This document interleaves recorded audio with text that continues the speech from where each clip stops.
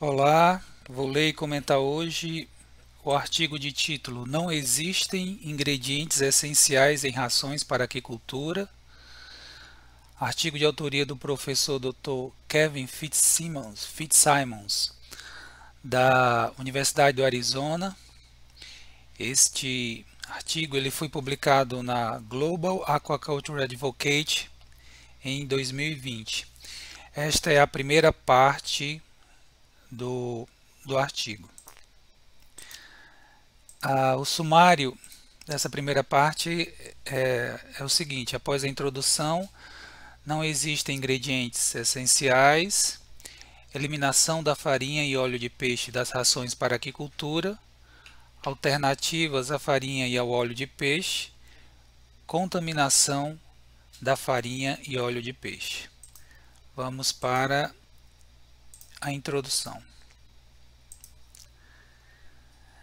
Embora já existam alternativas para substituição parcial ou total da farinha de peixe nas rações balanceadas para peixes e camarões marinhos, sem prejuízo zootécnico, a substituição total do óleo de peixe ainda não é possível. Um dos ingredientes mais promissores para substituir o óleo de peixe nas rações para aquicultura são os óleos de microalgas ricos em ácidos graxos poliinsaturados da família ômega 3, EPA e o DHA. Enquanto o óleo de peixe é produzido a partir do processamento de pescado obtido na pesca oceânica, os óleos de microalgas são produzidos a partir da biomassa oriunda da algacultura, isto é, de cultivos controlados de algas. A qualidade do óleo de peixe disponível no mercado pode variar bastante, a depender da espécie utilizada como matéria-prima, do local e época de captura, do tempo decorrido entre a captura e a entrada do pescado na planta processadora e do método de fabricação empregado. Já os óleos de microalgas apresentam qualidade mais constante porque são produzidos em condições mais padronizadas que o óleo de peixe. O crescimento da aquicultura mundial não diminuirá pela estagnação na oferta de óleo de peixe no mercado se houver a produção em larga escala de óleos de microalgas de modo economicamente viável, certo? Vamos para o ponto 2. Ponto 2, ele fala: não existem ingredientes essenciais. Como pode ser confirmado por qualquer profissional da nutrição animal ou humana, não existem ingredientes essenciais na dieta, isto é, que sejam insubstituíveis.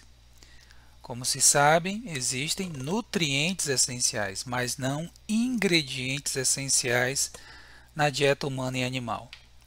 Após a assimilação intestinal, o organismo de peixes e camarões não discrimina se os aminoácidos, ácidos graxos, vitaminas, minerais e energia foram provenientes de fontes animais ou vegetais, terrestres ou aquáticas, de macro ou micro-organismos. Uma vez esteja na corrente sanguínea ou hemolinfa, a metionina, por exemplo, um aminoácido, oriunda do farelo de soja, essa metionina é tão boa quanto aquela metionina proveniente da farinha de peixe. O DHA, um ácido graxo poliinsaturado proveniente do óleo de microalga, é tão bom quanto o DHA originado do óleo de peixe e assim por diante. Nessa questão, o importante é a satisfação nutricional do organismo humano e animal, independentemente das fontes alimentares utilizadas para isso. Vamos para o ponto 3. O ponto 3 ele trata eliminação da farinha e óleo de peixe das rações para aquicultura. Existem dezenas, se não centenas de ingredientes que podem substituir parcial ou integralmente a farinha de peixe nas rações para aquicultura quando corretamente utilizados em misturas complementares. Já para o óleo de peixe, o rol de alternativas é bem menor, ao menos atualmente.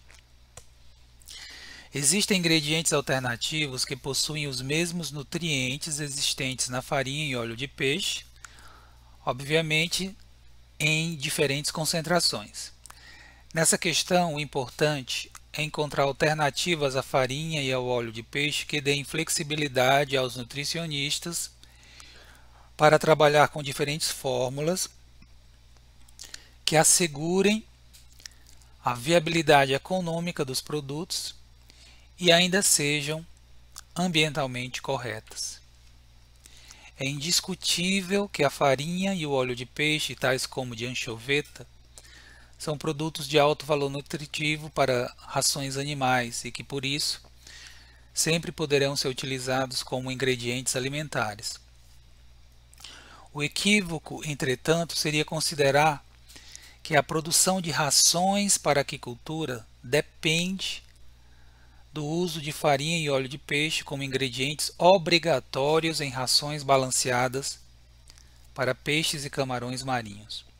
Portanto, não seria o caso de se defender a eliminação total do uso da farinha e do óleo de peixe nas rações, mas o uso em quantidades menores, apenas naqueles produtos para os quais ainda não se tenha encontrado fontes alimentares alternativas.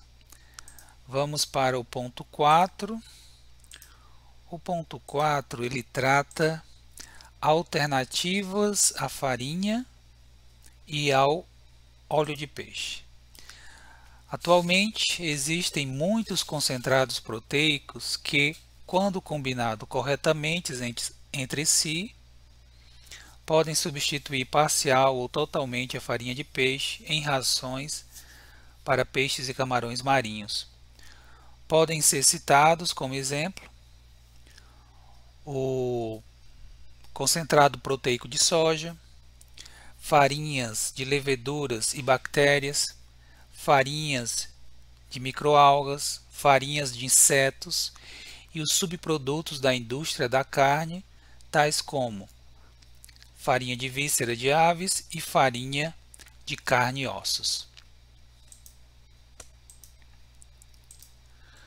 O uso do óleo de algas como alternativa ao óleo de peixe já é uma realidade na criação do salmão na Noruega. Cerca de 1/4 do volume total de ração produzida para a criação do salmão norueguês contém óleo de alga em substituição parcial ou total ao óleo de peixe. Dessa forma, a indústria reproduz o que ocorre na natureza, isto é, a bioacumulação de ácidos graxos ômega 3 na carne do salmão, que ocorre quando o animal se alimenta naturalmente de peixes forrageiros, que por sua vez se alimentam de microalgas que são ricas em ácidos graxos poliinsaturados da família ômega 3, o EPA e o DHA. Vamos para o ponto 5.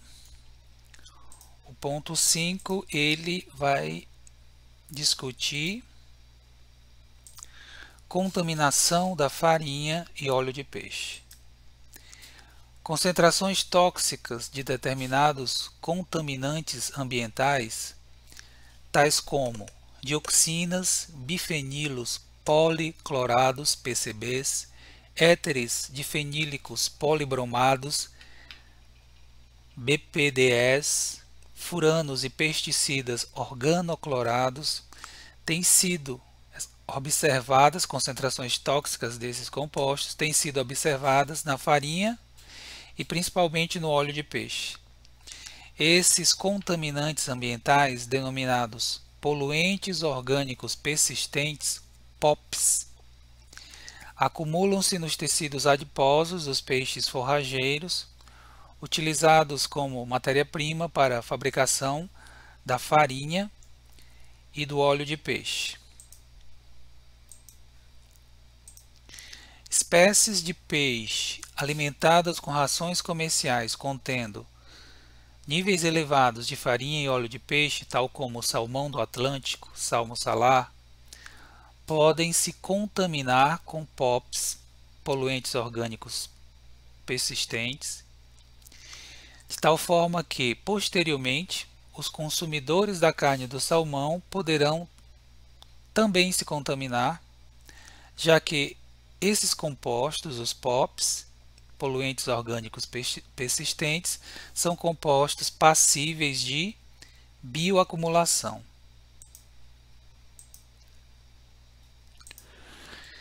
Criações de peixes de espécies magras, tais como tilápias e dupanga, nas quais as rações são isentas ou possuem níveis mínimos de farinha e óleo de peixe, são mais seguras aos consumidores, porque as carnes desses peixes não estão sujeitas à contaminação com POPs.